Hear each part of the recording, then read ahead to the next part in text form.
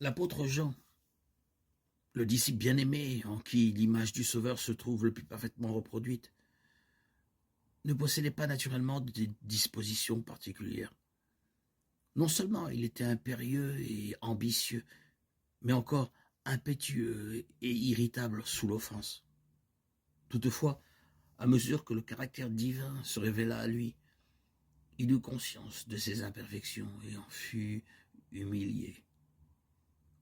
La force et la patience, la puissance et la tendresse, la majesté et la douceur qu'il contemplait dans la vie quotidienne du Fils de Dieu remplissaient son cœur d'admiration et d'amour. Jour après jour, son âme était attirée vers lui, et le moi absorbé par l'amour de son maître. Son caractère susceptible et ambitieux céda à la puissance de Jésus. Son cœur fut changé par l'influence régénératrice du Saint-Esprit, comme le fut mon cœur.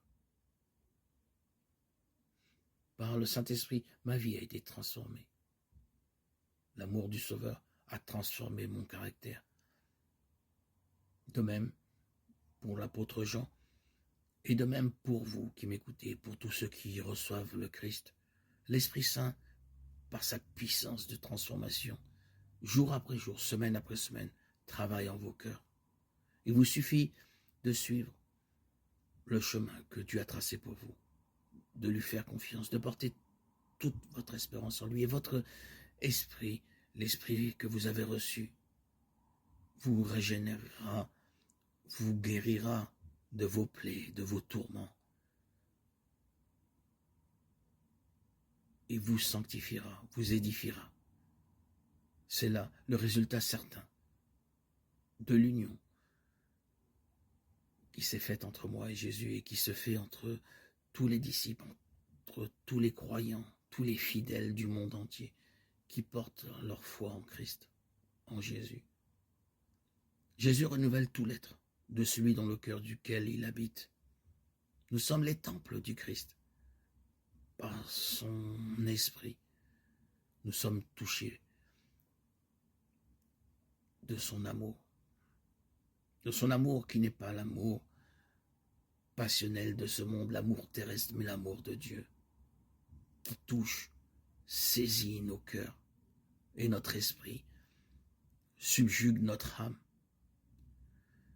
élève nos pensées et nos désirs. C'est ainsi que nous sommes tous attirés par le Christ et vivons selon la parole de Dieu. Le Dieu du ciel nous a apporté la grâce de recevoir son esprit.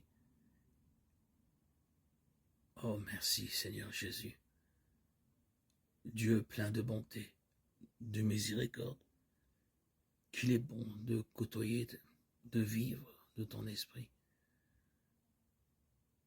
qu'il est bon de t'adorer, mais de te louer et de te remercier, Seigneur, pour toutes ces bontés dans nos vies. À toi, Seigneur, toute louange, toute gloire et toute gratitude pour les siècles des siècles.